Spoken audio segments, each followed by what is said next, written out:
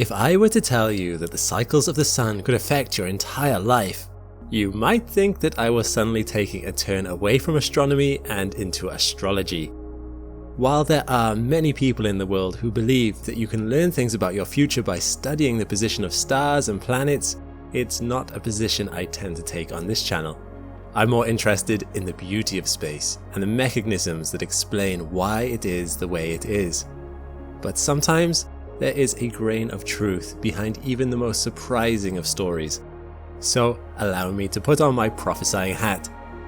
While I'm no writer of horoscopes, I will predict that based on the current state of the sun, over the next few years, you might be more likely to experience bad health, less reliable technology, see warmer weather with fewer clouds, and possibly could be influenced in other surprising ways. How do I know? Because it turns out the sun, that giant ball of fire in our sky, is not just the place we get our energy from. Science is starting to show that its 11-year cycles might just be the metronome measuring out how life on our planet tick, tick, ticks. I'm Alex McColgan and you're listening to the Astrum podcast. Today we're going to look at sun cycles. In particular, I intend to show you exactly how the cycles of the sun are already influencing the course of your life. It's no surprise that the sun is influential to life on Earth.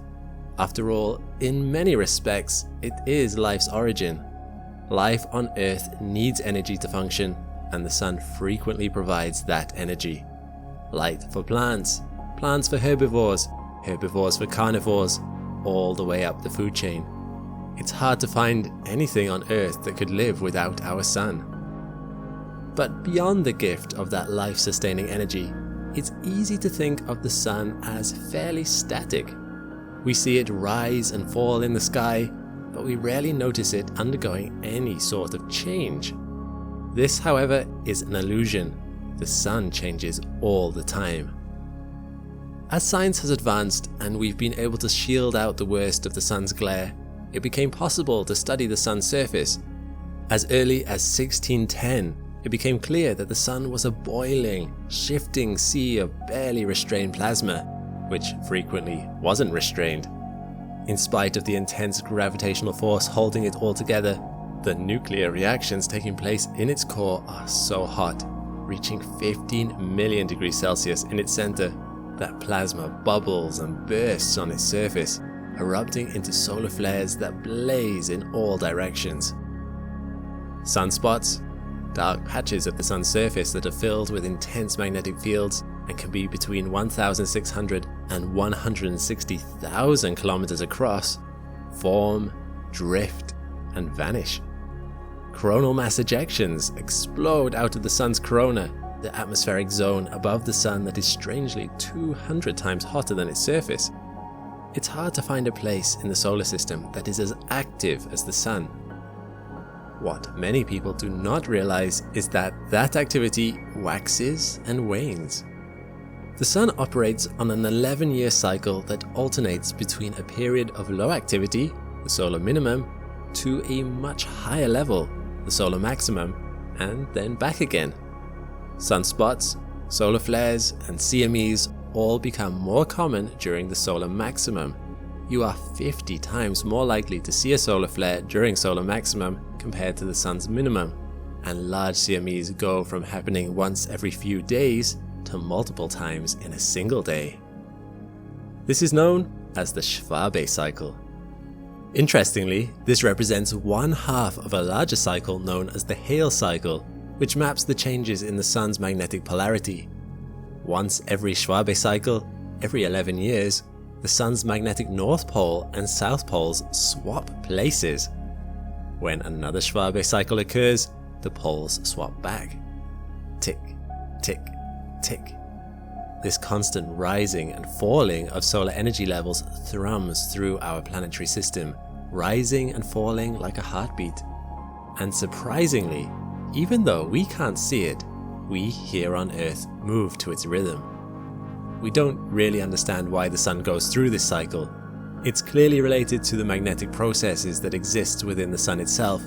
Yet, Although we have observed these cycles in action for the last 200 years and have seen evidence of their influence on the Earth over the last 10,000, we're still no closer to figuring out why the Sun's cycle has a length of that particular time period rather than any other. What force drives it?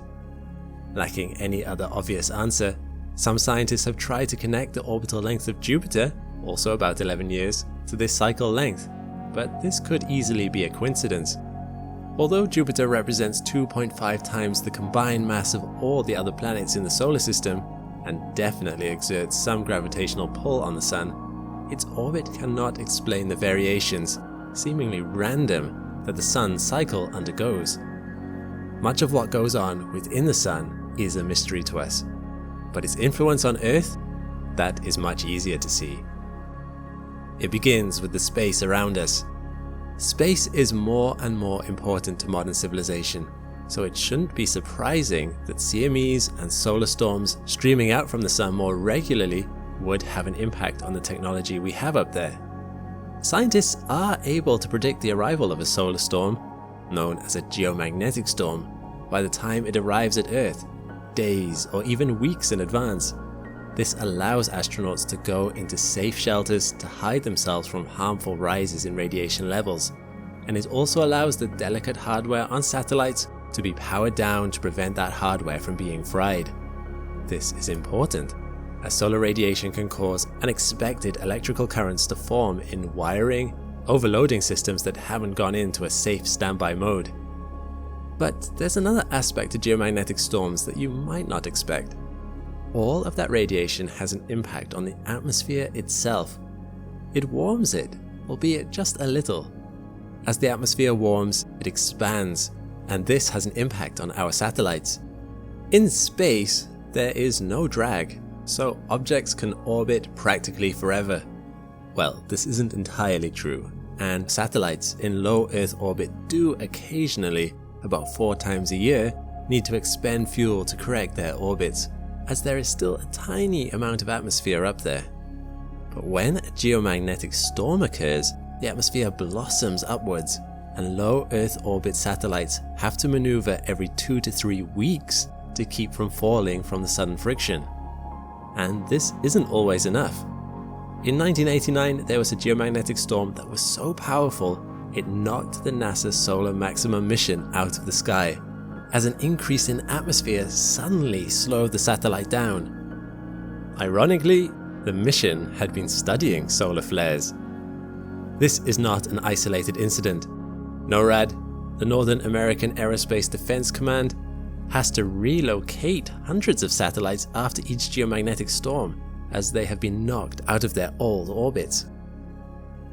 Radiation can also influence our ionosphere, filling it with charged plasma. This can have a slight lensing effect on your GPS systems, reducing their accuracy from within a meter to over 10 meters. The next time you look on Google Maps and it thinks you might be a street across from where you are, a geomagnetic storm might be to blame. Our power grids brace themselves every 11 years for the uptick in these current-inducing events to keep themselves from being overloaded. Amateur radio enthusiasts and airline pilots find their high-frequency radio range dropping significantly as radio waves get deflected or even blocked completely by the more powerfully charged ionosphere. As I predicted in my horoscope, this all adds up to some less reliable technology. The fact that the next solar maximum is expected to arrive soon, in 2025, makes me quite confident in my prophesying. There are some bright sides to this. As space weather becomes more turbulent, parts of the world such as Canada see a rise in the number of auroras dancing hypnotically across the sky. Aurora chasers report rises in sightings from a few times a year to as many as twice a month during the most energetic parts of the Sun's 11-year cycle. So much for the Sun's influence on space and our technology. You might think that that's the end of it. The Sun cycle might influence machinery, but it's not going to make much difference on anything alive, right? If you think that, you'd be wrong. It's not for nothing that the rest of my horoscope mentioned poorer health. There's growing evidence that the sun cycles can even influence ecosystems and species themselves, including humans. Some of this is incidental. When the Schwabe cycle is at the solar minimum, the sun exerts less pressure through its solar winds, which means, ironically, that we get less protection from our heliosphere from cosmic radiation. This form of radiation is highly energetic, but fortunately rarely makes it through our atmosphere for that very reason, as it's likely to be absorbed or deflected by a passing air molecule. But reaching the atmosphere is all that's needed to produce an effect. There is a theory, although still far from certain, that this extra radiation could be creating nucleation sites in the atmosphere that seed extra clouds, influencing our weather. Even if that's not occurring, during solar maximum, the space weather hitting our atmosphere can raise global temperatures slightly. As my horoscope at the beginning predicted, a warming of the weather. Not by much, it should be said, less than half a degree, and the temperature always eventually returns to where it started, but it's enough that it's noticeable to species paying attention to temperature, for instance to decide when to start the mating season. Studies of birds have shown that on warmer years they tend to lay eggs earlier. Curiously, a study published in 2009 by researchers in the Netherlands went as far as to show that the laying times of blue tits were also affected by the number of sunspots occurring, which even the researchers found hard to explain. It's not like birds can look at the sun to see how many sunspots there are. Nevertheless, a link seems to exist, according to the 5 nesting groups that were looked at. This isn't something that affects just blue tits, or even species like homing pigeons that are sensitive to magnetic fluctuations, who fly different routes depending on what time in the 11-year cycle it is. I'm talking about the last unmentioned point in my horoscope, bad health. There are numerous studies on how solar cycles might influence us. In 2011, a study spanning 2 decades of nearly 1/3 of women in Holland discovered a peak in 6 cervical pathologies that took place just after solar maximum, when the sun's radiation was hitting hardest. The study also checked 1 man during the same period, which admittedly is a much smaller number of candidates. Still, it was interesting to note that the man experienced slight elevations in oral temperature, pulse rate, blood pressure, and respiration rate that took place soon after solar maximum too. It's not just physical. There's even an influence on the rate of mental disorders. A study in 2006 looked at 237,000 clients in the main Medicaid database collected between 1995 and 2004. They found that, of all those clients, those born during higher energy chaotic cycles experienced an increased rate in mental disorders. If this is the case, then the cycle of the sun at the moment of your birth might just have influenced the course of your life. It's not quite star signs, but astrology might just be onto something, at least with one specific star. Ultimately, the science on this is still ongoing, and it should be stressed that any health impacts caused by these cycles are extremely minor. As one researcher put it took hundreds of thousands of patients to even notice that there was a health impact. The sun cycle should not prevent you from living your life. We're currently heading towards a solar maximum, predicted to arrive in 2025. But for those who are worried, living through or being born in a solar maximum isn't all bad. The same study suggested that this radiation might lead to a rise in creativity and adaptability. Perhaps it was during one such cycle, 80,000 years ago, that a human brain was mutated to give it abstract thought and consciousness. If so, if they gave us the means to perceive the universe, we have much to thank solar maximums for. We wouldn't be us without them. That's all we have time for today. I hope you've enjoyed listening to this podcast on the solar maximum. If you like what you've heard, please feel free to follow us for more podcasts on other fascinating space topics. But for now, I'm Alex McColgan, and this has been Astrum.